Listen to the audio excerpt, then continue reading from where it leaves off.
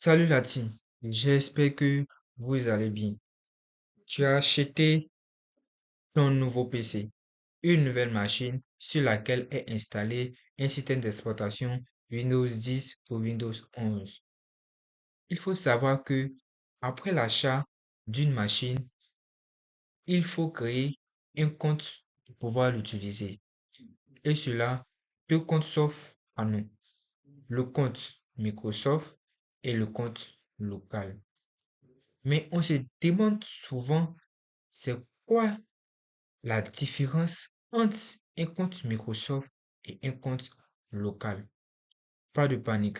Dans ce tutoriel, je vais vous expliquer la différence entre ces deux comptes.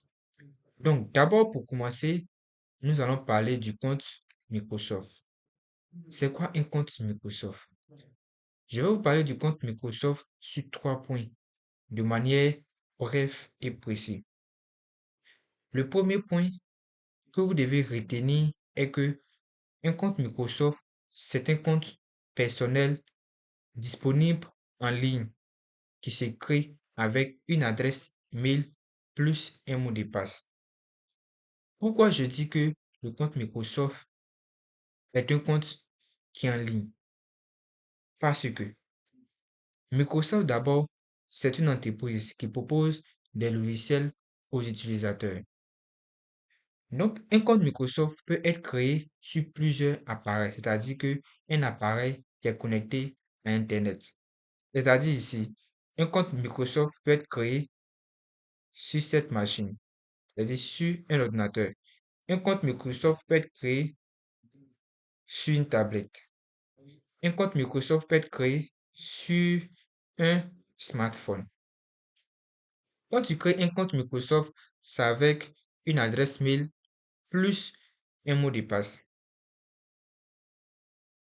Après avoir créé un compte sur un appareil, tes données ne sont pas stockées sur l'appareil, mais tes données sont stockées sur le serveur de Microsoft.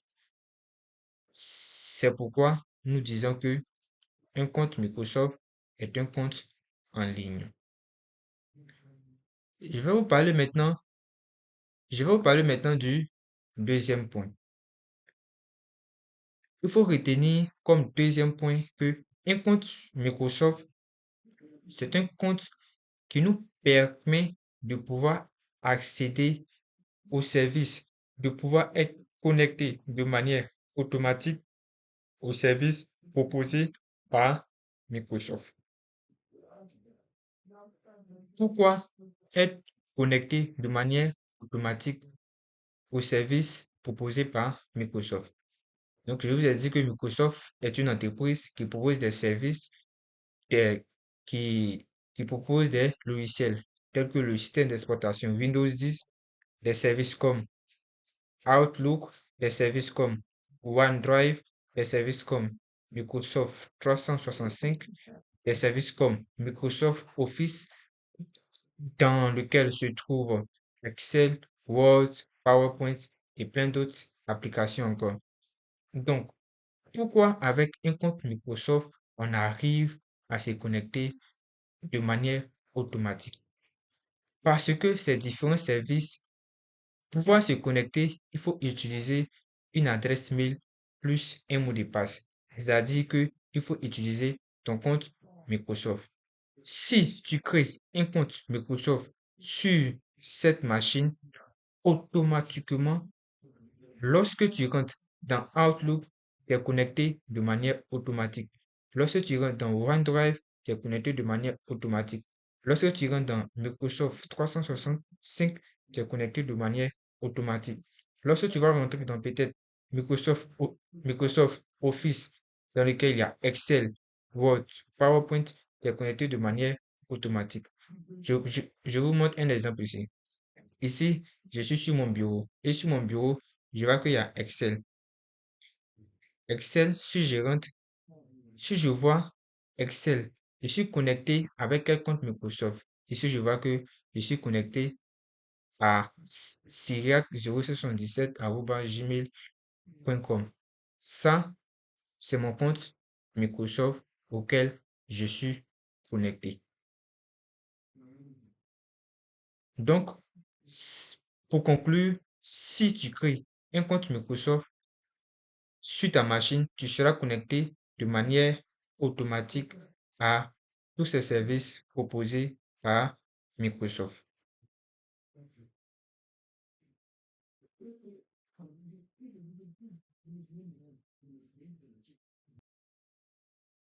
Donc, j'espère que vous avez compris ce deuxième point.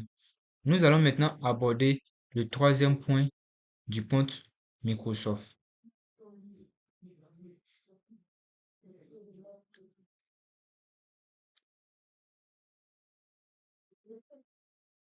Donc, comme troisième point du compte Microsoft, il faut savoir que un compte Microsoft nous permet de pouvoir synchroniser nos données entre différents appareils.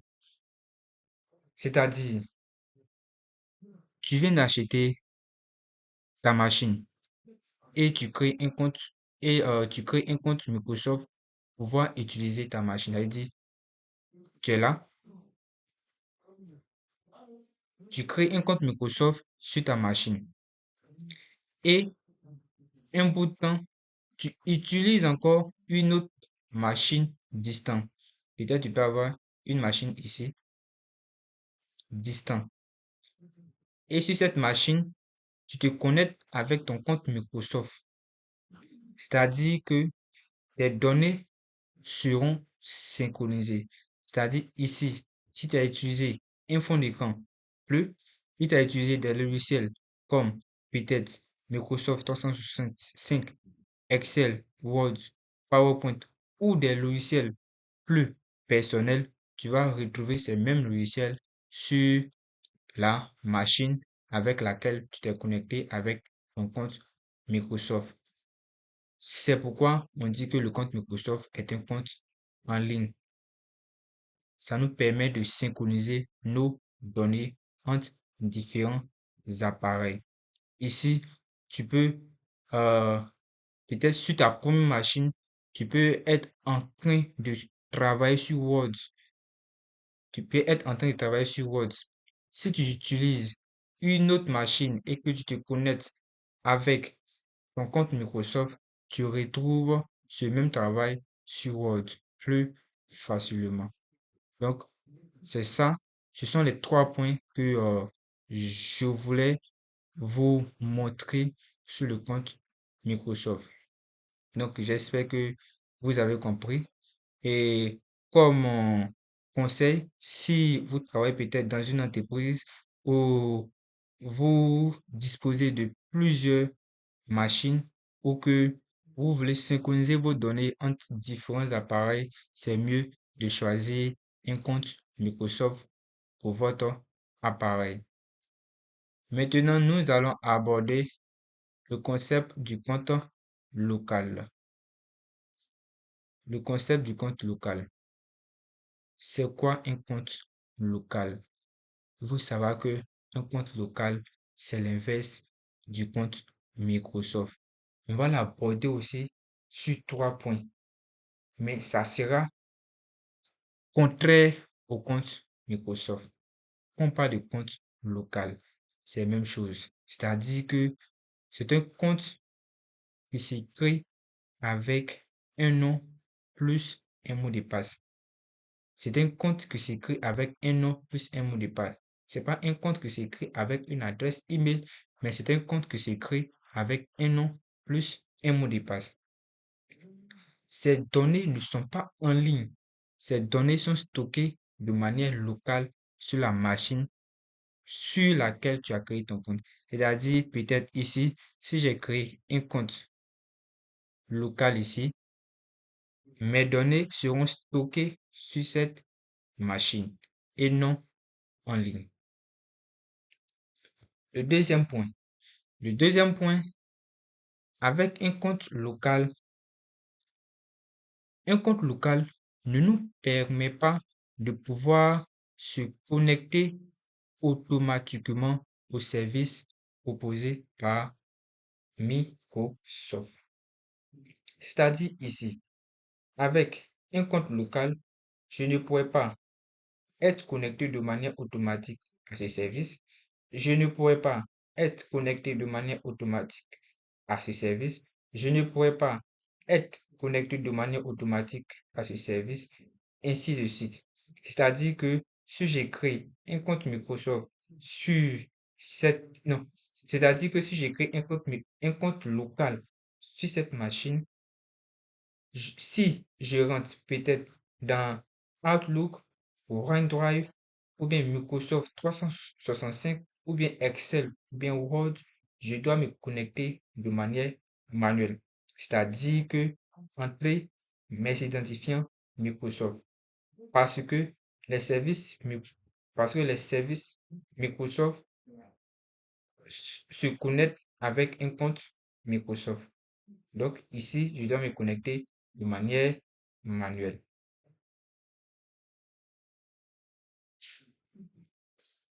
Donc, j'espère que vous avez compris ce deuxième point. Nous allons passer maintenant au niveau du troisième point. Donc, le troisième point, c'est la synchronisation de nos données. Est-ce que avec un compte local, on arrive à synchroniser nos données? Non. Là, je vous dis non. Avec un compte local, il n'y a pas de synchronisation de données. Il n'y a pas de synchronisation de données entre nos différents appareils. Si tu crées un compte local ici avec des paramètres, c'est-à-dire ton fond d'écran, tes logiciels personnels, les services proposés par Microsoft, tu ne peux pas retrouver tes paramètres sur une autre machine si tu crées un compte local. Aide ici, tu ne peux pas retrouver tes paramètres sur une autre machine si tu crées un compte local. Ici, tu ne peux pas retrouver ces paramètres sur ta machine. Chaque machine avec un compte local est différent dans ses paramètres à lui seul. Il n'y a pas de synchronisation de données. Donc, j'espère que vous avez compris ce troisième point. Et Et comme conseil au niveau du compte local, si vous êtes étudiant, un professionnel qui dispose de sa machine personnelle pour faire ses exercices, c'est, c'est, c'est à votre niveau de prendre un compte local pour pouvoir effectuer vos exercices. Alors, si cette vidéo vous a aidé, pensez à liker la vidéo pour me soutenir. Laissez un commentaire si vous avez des questions ou des suggestions au niveau de mes contenus. Partagez avec un ami qui vient aussi d'acheter un PC. Et bien sûr, il faut vous abonner à la chaîne pour ne rien rater de mes prochains tutoriels. Merci d'avoir regardé la vidéo et à très bientôt pour une nouvelle vidéo.